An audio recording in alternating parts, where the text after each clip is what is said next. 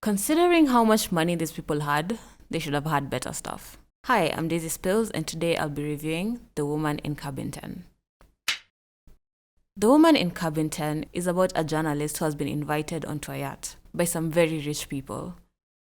So they want to do a philanthropic thing, and she has been invited to cover it. On night one of her stay, she hears some commotion, and she thinks she's seen someone fall into the water. They call a man overboard, and all hands on deck. Everyone is there, and they say that there was no one in the cabin next to her, which was cabin 10. It was empty.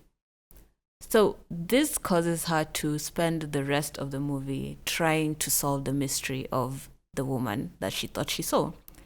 And everyone else on the boat is looking at her like she's crazy. And honestly, the way she was acting, she was a little bit irritating. So to us, the audience, it does seem like she's crazy at times, and it does seem like she's not all there. I loved how the characters were portrayed. They're all rich people on this boat, and the thing that I noticed is that they're not like a cartoon version of rich people. They were all just very relatable and, well, relatable in as much as billionaires can be relatable. And you didn't feel like you were watching some fake, exaggerated rich person version. Squid Game.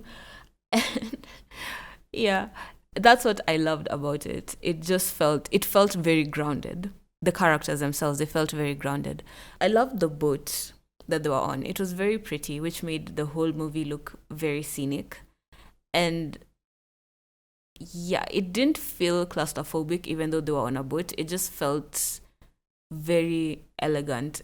Keira Knightley honestly carried her character. I hope that's how you say it, Keira.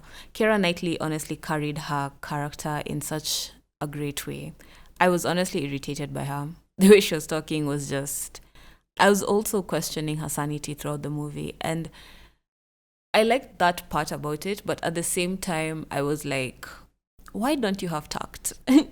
She was 100% the most tactless journalist I've ever seen in my life. Sometimes we saw the characters making decisions that honestly did not make sense at all based on what they were supposed to be doing. It was very confusing. I think that threw me off a couple of times. For a Netflix release, I feel like it did what it was supposed to do.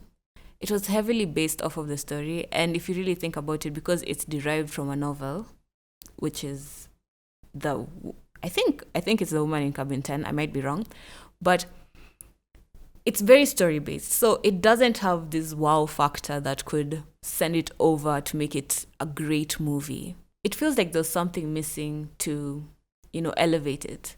So I would give it like 3 popcorn buckets because it was neutral. I feel like the best parts of this movie happened on the yacht. As soon as they got off, there's some questionable plot holes that occurred. I wish I could talk more. I'm not going to spoil it. But yeah, there's some questionable things that happened that didn't make sense, but, just went with it. So yeah, I would give it a 3. So have you watched The Woman in Cabin 10? What did you think about it? Tell me if you liked it in the comments.